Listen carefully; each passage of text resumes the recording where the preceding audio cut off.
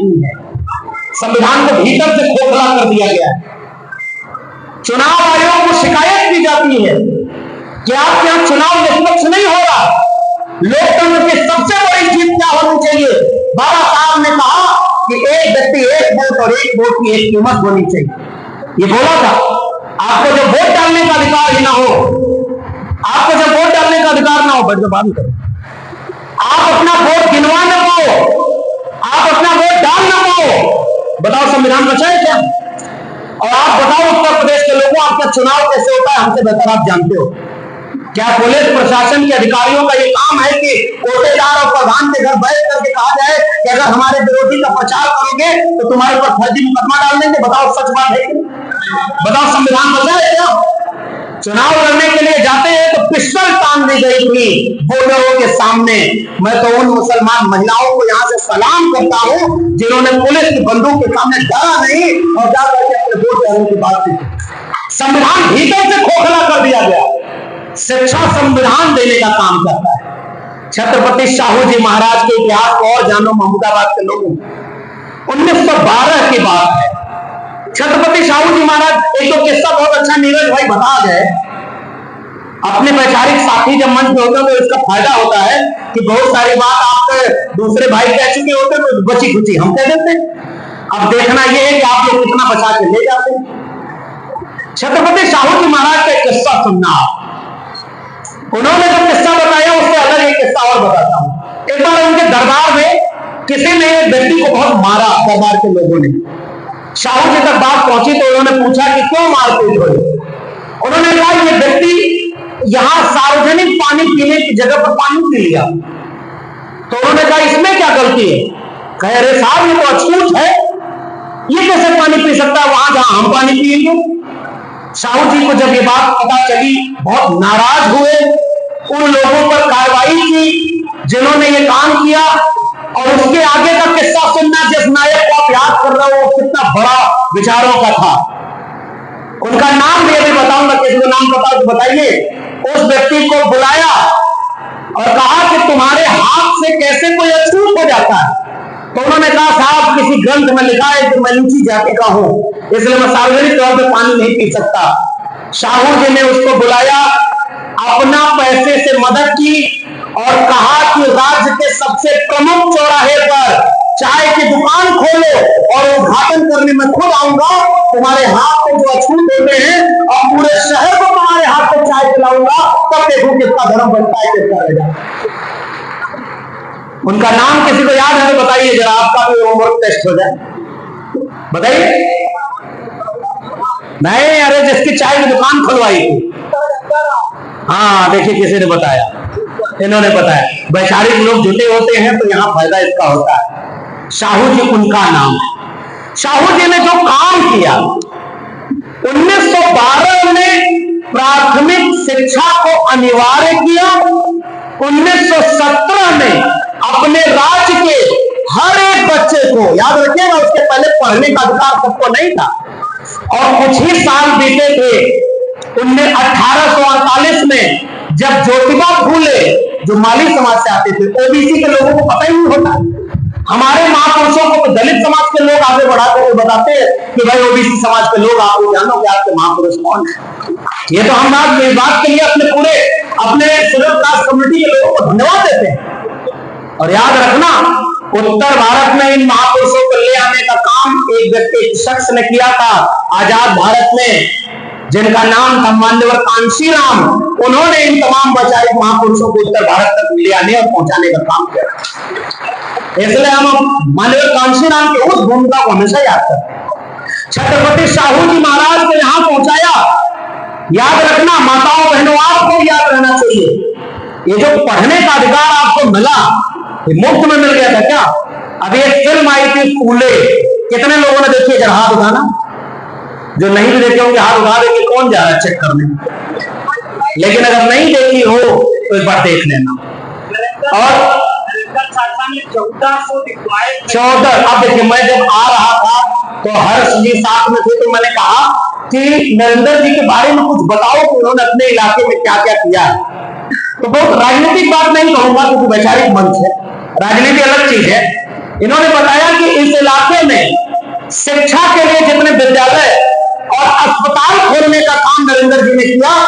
इस इलाके में और दूसरा किसी ने नहीं किया, ये बात हमें पता है।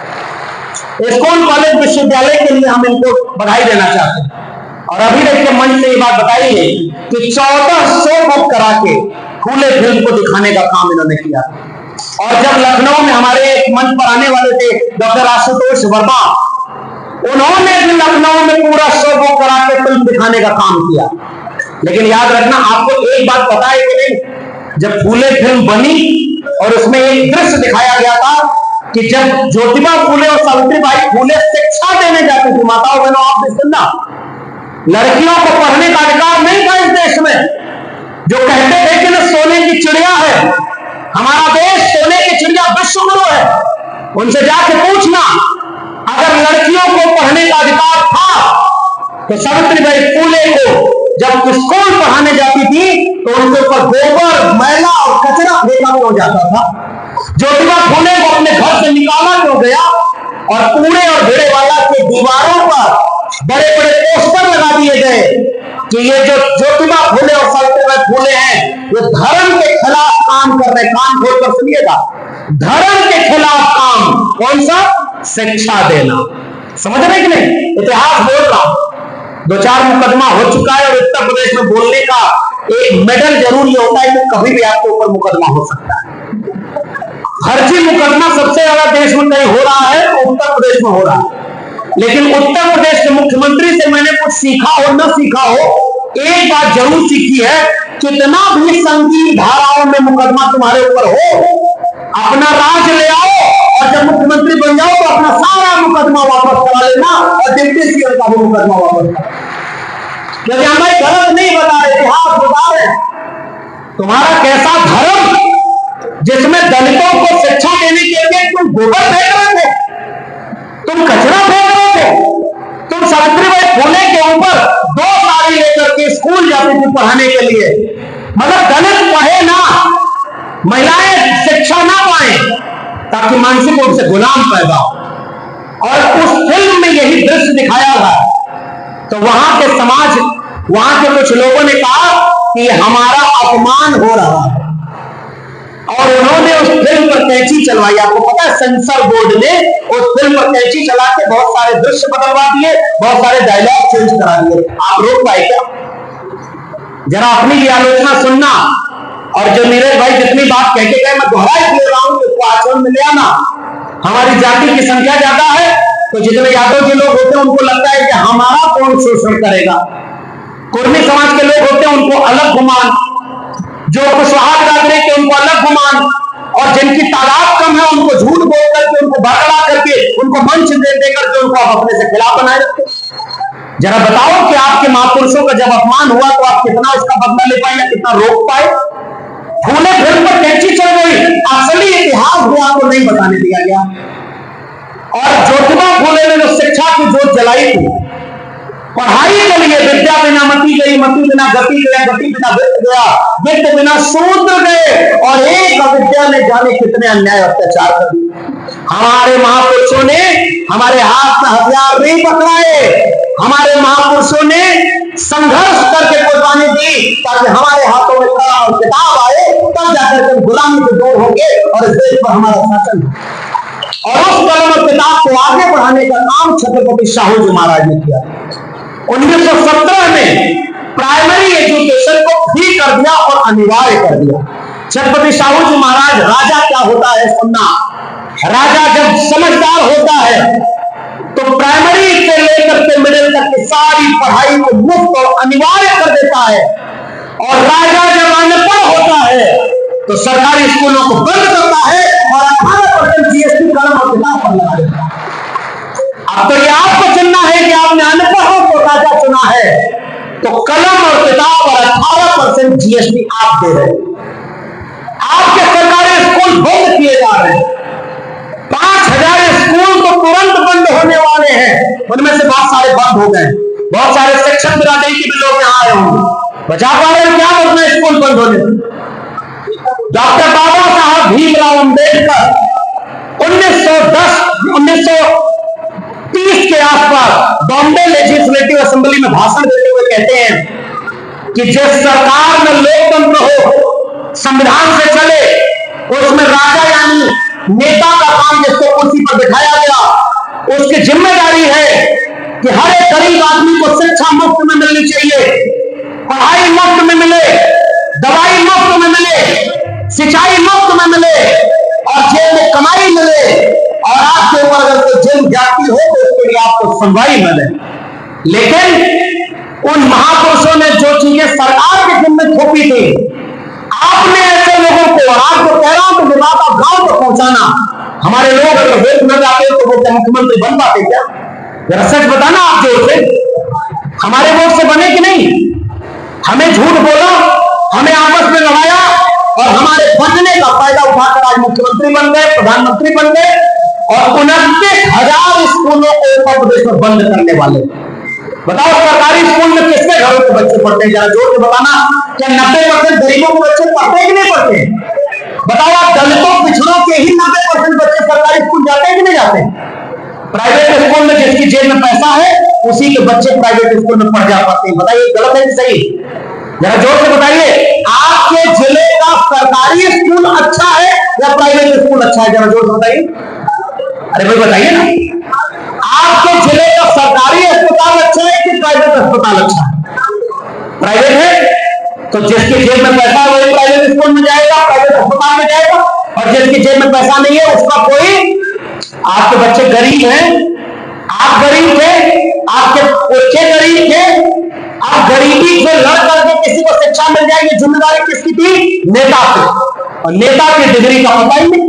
मैं तो 14 साल दिल्ली विश्वविद्यालय में प्रोफेसर रहा, बाद में उन्हें बोलना हमें पसंद नहीं आया तो उन्होंने हमें नौकरी से निकाल दिया। मैं तो कई बार सोचता हूं, बाबा साहब नौकरी करने गए तो 10 साल नौकरी कर पाए, उनको नौकरी नहीं करने को मिला। ज्योतिबा फूले नौकरी नहीं कर पाए, पेरियार कोई नौकरी नहीं करते थे, रामस्वरूप वर्मा, जगदेव बाबू और पेरियार सिंह यादव, ये सब नौकरी करने के चक्कर में पड़े होते या नौकरी बचाने के चक्कर में पड़े होते तो हम जैसे लोग यहां तक कभी नहीं पहुंच पाते। पुरखों ने कुर्बानी दी, तब जाकर के हमें नौकरी, कलम और किताब हाथ में मिली है। इस बात को हम पूरे ऐलान में कहना चाहते हैं। और जब हमें फैसला लेना हो तो हम चुप हो जाएं कि नौकरी बच जाएगी। ये नीरज भाई पटेल जहां मीडिया हाउस में काम किया करते थे, वो तो बहुत अच्छे टीवी चैनलों में काम करते थे, वहां भी तो ये बड़े पत्रकार बन सकते थे, लेकिन वो पत्रकार नहीं बन पाए क्योंकि वो सच बोलना जानते थे। इसलिए आपके समाज का अगर कोई सच बोले तो उसे पहचानिएगा, और पहचानिएगा कि जो लड़ रहा है। छत्रपति साहू जी महाराज ने बाबा साहब डॉक्टर अंबेडकर की मदद की, अखबार निकालने में उनको आर्थिक मदद की, और 1920 में बहिष्कृत हड़ताली सभा में छत्रपति साहू जी महाराज उस मंच पर बैठे और देश के लोगों को बताया कि इस देश के दलितों पिछड़ों, तुम्हें तुम्हारा नया मसीहा मिल गया है जिसका नाम है बाबा साहब डॉक्टर भीमराव अंबेडकर, वो तुम्हारी गुलामी की डोरियों को तोड़ेगा। तो ज्योतिबा फूले और बाबा साहब डॉक्टर अंबेडकर की सबसे महत्वपूर्ण कड़ी है छत्रपति साहू जी महाराज। अभी बताइए, इस इतिहास को गांव कौन पहुंचाएगा? हम पहुंचाएंगे ना। और इसीलिए मैं ये चाहता हूं कि आज हम जैसे लोग पढ़ लिख करके यहां तक पहुंचे, उनकी जिम्मेदारी है कि पढ़े लिखे लोग अगर नौकरी बचाएंगे तो संविधान कौन बचाएगा? वो आदमी जो एक समय ठेला चला रहा होगा, किसी खेत में काम कर रहा होगा, अगर मैं नहीं डिस्टर्ब हो जाएगा, मुझे लग रहा है बात खत्म कर देनी नहीं, तो ऐसे का बेहतर फायदा उठाया जाए कि यहां से कोई नई बात लेकर चले और कार्यक्रम का मकसद पूरा हो। नीरज भाई और इनको बताया जा रहा है कि उन्हें निकलना है, इसलिए वो चूंकि समय से आ गए थे, मैं थोड़ा लेट था, तो मैं थोड़ी देर और आपके बीच में रहूंगा, ये मेरी जिम्मेदारी है। तो उनको पूरे सम्मान के साथ हम लोग विदा करेंगे और ये बातचीत थोड़ी देर और करेंगे, बहुत ज्यादा देर नहीं, क्योंकि हम छत्रपति साहू जी महाराज के गुणगान गाते रहे, उससे आज की लड़ाई नहीं लड़ी जाएगी। बताइए लड़ी जाएगी कि नहीं? उन्होंने अपने हिस्से का काम तो कर दिया ना, आज हम उन्हें याद कर रहे हैं। सवाल तो हमारे ऊपर पूछा जाएगा कि हम क्या कर रहे हैं।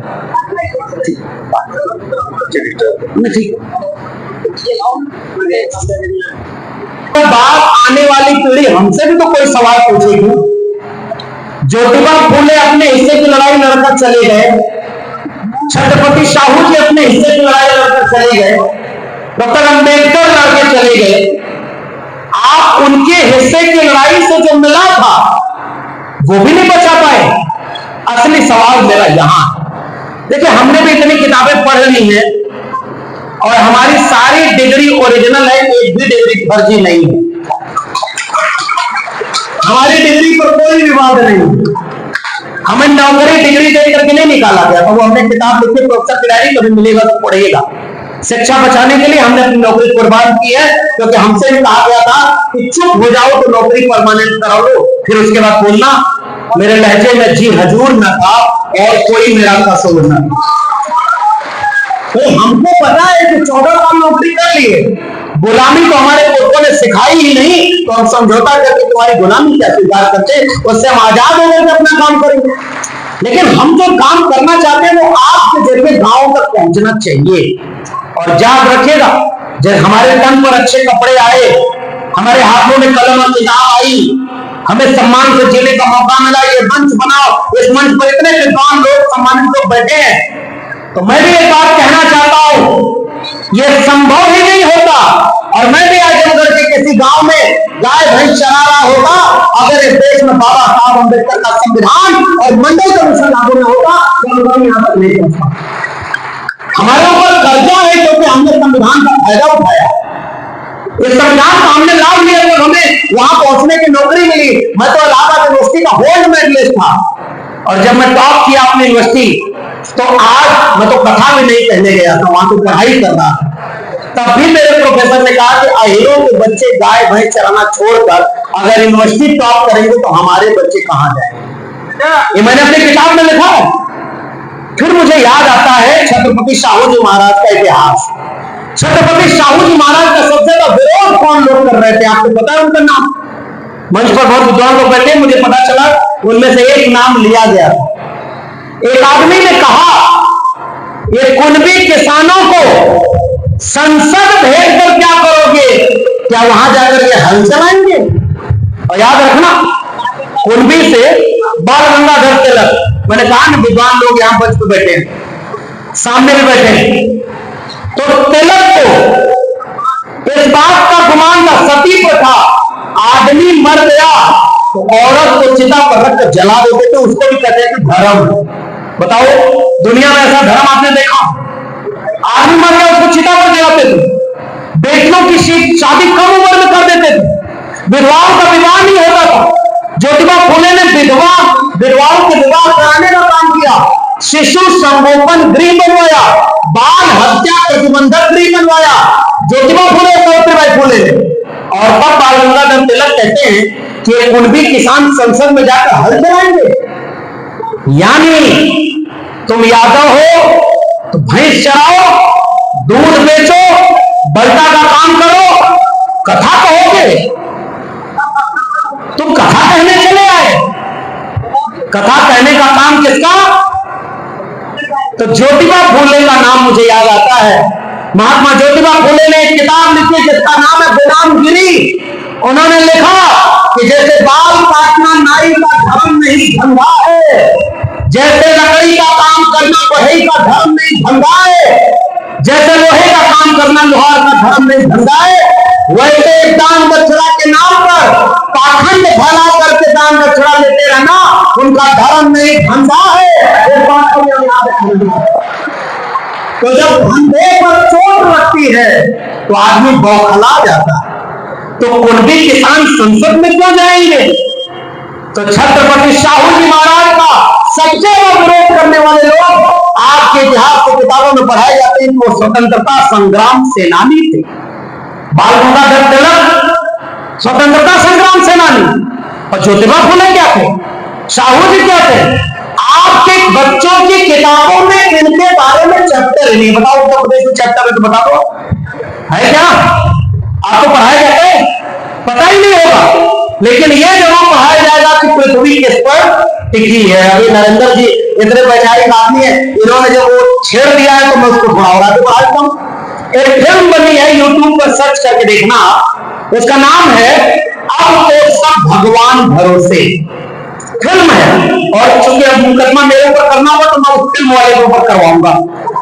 उस फिल्म में क्या दिखाया गया है, उनके सरकारी स्कूल में एक बार हेडमास्टर आता है चेक करने कि जरा बच्चों को लगाइए एक जगह, हम देखें कैसी पढ़ाई होती है। तो सारे बच्चे एक जगह खड़े हो जाते हैं, तो हेडमास्टर आते हैं और बच्चों से कहते हैं कि आप में सबसे पढ़ा लिखा बच्चा कौन? तो मास्टर साहब कहते हैं ई बताएगा। तो उससे पूछते हैं बताओ सूर्य ग्रहण और चंद्र ग्रहण कैसे लगता है?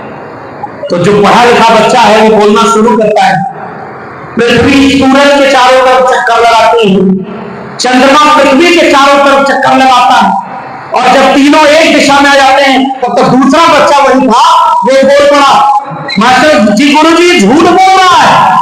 तो बोला क्या झूठ बोल रहा? कहा पृथ्वी जब शेषनाग के फन पर टिकी है तो वो सूरज के चारों तरफ चक्कर कैसे लगाएगी? ये फिल्म में बताया गया। तो उसने कहा कि ये तुमने कहां पढ़ा? तो कहे हमारे यहाँ एक लोग कथा सुनाने आते हैं, वो तो यही सुना के गए कि पृथ्वी उस पर फन पर टिकी हुई है। तो दूसरा कहा कि चुप हो जाओ, ये पढ़ा लिखा बच्चा ये बताएगा। तो उसने पूछा बताओ भैया। तो उसने कहा कि हमारे विज्ञान की किताब में लिखा है कि पृथ्वी सूर्य और चंद्रमा जब तीनों एक दिशा में आ जाते हैं तब चंद्रग्रहण और सूर्य ग्रहण लगता है। तो दूसरा का बच्चा फिर बोल पड़ा। लेकिन मूर्ख आदमी का आत्मविश्वास कॉन्फिडेंस बहुत ज्यादा होता है, कभी मूर्खों से पाला पड़े तो चुप रहना चाहिए। मूर्ख को समझाओ दे ज्ञान गांठ का जाए, और कोयला होए न उजला और न मन साबुन खाओ। हमारे पुरखा कबीर ये कहते गए, और एक मन पर कबीर साहब का देखिए सदगुरु कबीर सदगुरु रविदास, उन्होंने कितनी सच्ची बात कही है कि भाई साच कहो तो मारो ना, मूर्ख हृदय नचे। एक बार एक जंगल में शेर राजा बन गया। अब शेर राजा बन गया तो उसके बाद एक गधे को लगा अच्छे दिन आ गए हैं। तो गधा क्या किया कि बाघ से कहा कि देखो घास सब गिरवान में जो लगी है ये सब काले रंग की है। तो बाघ बोला अरे तुमको लगता है रतौधी हो गई है, घास तो हरे रंग की है। तो शेर को गधा बोला कि नहीं घास काले रंग की है। तो बाघ बोला नहीं घास हरे रंग की है। तो दोनों लड़ने लगे, राजा के पास गए। राजा शेर बैठा हुआ, गधे ने कहा कि देखो हुजूर आपके राज में अन्याय हो रहा। ये बात कह रहा है कि घास काले रंग की है, गधा कह रहा है, और बाप ने कहा कि देखो आपने न्याय कर दिया, घास तो हरे रंग की है। शेर बोला गधा ठीक कह रहा है, बाघ को 1 साल के लिए जंगल से देश निकाला दिया जा रहा है। गधा चारों पैर पर नाचते नाचते जा रहा है। अच्छे दिन आ गए, नौकरियों को खा गए, अच्छे दिन आ गए। अब गधा पूरा खुश होकर चला गया। तब बाघ ने शेर से कहा कि हुजूर ये कैसा अन्याय है, आप भी देख रहे हो कि घास हरे रंग की है, तब भी मुझे गलत साबित कर दिया। शेर ने जो कहा महमूदाबाद के लोगों में इशारे में एक पैगाम आपको देकर जा रहा हूं। शेर ने कहा कि तुझे सजा इस बात की नहीं मिली है कि तू गलत बोल रहा है, मुझे भी पता है घास हरे रंग की है, तुझे सजा तो इसलिए मिली है कि तू अपना सारा जरूरी काम छोड़कर गधे से बहस कर रहा। उस गधे को क्या समझा पाओगे कि क्या? समझदार लोगों याद रखना, वो तुमसे कहेंगे कि कांवड़ धोने जाओ हेलीकॉप्टर से फूल बरसाया जाएगा। हम आपसे कहने आए हैं 69,000 शिक्षक भर्ती घोटाले पर लड़ने जाओ, तब जाकर के आप विचारधारा की बात करना जहां आपकी सरकार आपको लाठी पड़ता है। वो आपको भड़काने आएंगे, वो कहेंगे कि धर्म खतरे में है, ऐलानिया अपने गांव मोहल्ले में दीवारों पर लिख देना, हमारे इलाके का स्कूल खतरे में था तब तुम क्यों नहीं आए, हमारे इलाके का अस्पताल खतरे में था तब तुम क्यों नहीं आए, हमारे बच्चों की नौकरी खतरे में थी तब तुम क्यों नहीं आए। और जब गले पिछड़े हाथ मांगने जाते हैं तो उनको लड़ाने के लिए कहते हो धर्म खतरे में, और नारा सब लगाते हैं भाई जो उनको लाए हैं हम उनको लाएंगे। दुनिया भर में जहां भी आस्थावान लोग हैं उनकी किताबों में लिखा है कि कोई भगवान है तो वो इंसान को पैदा किया, यानी इंसान को कौन लाया है? भगवान। और 2022 से 2024 में लखनऊ से लेकर दिल्ली तक क्या नारा लगाया गया, जो उनको लाए हैं हम उनको लाएंगे। किसी की भावना आहत हुई? किसी का अपमान समझ में आया? और अगर दलित पिछड़ा अपना हक मांग ले तो उसको कहते हो कि धर्म के खिलाफ है। मैं तो सवाल पूछता हूं, किस किताब में लिखा है कथा सुनने के लिए यादव जा सकता है, चंदा लेने के लिए यादव जा सकता है, प्रसाद बांटने के लिए पैसा वही दे सकता है, तो कथा कहने के लिए यादव क्यों नहीं जा सकता? जरा इसका जवाब किसी किताब में लिखा हो तो बता दो। अब अगला बात सुनो, ओबीसी में जिन जातियों की संख्या सबसे ज्यादा, जिनकी सरकार उत्तर प्रदेश बिहार में कितनी बार रही, हम लोग तो उनको भी समझाते थे कि भाई अपनी जाति पर अहंकार मत करना, अपनी जाति के नाम पर लाठी लेकर अपने कमजोर पर मत मारना, लेकिन हमारे लोग नहीं समझ पाते थे। हम उनको इतिहास बताते थे। इसी उत्तर प्रदेश में जब मुख्यमंत्री थे राम नरेश यादव, तो नारा लगाया ओबीसी का आरक्षण देने के लिए राम नरेश वापस जाओ और वापस जाकर भेज कराओ। बताओ कब यादव का अपमान हुआ था कि नहीं हुआ था?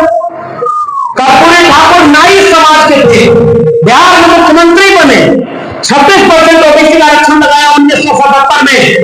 दिल्ली से चमड़ा भेजा संदेश और बार बनावा कर्पूरी और भैंस चरावा राम नरेश। बताओ अपमानित किया था कि नहीं किया था?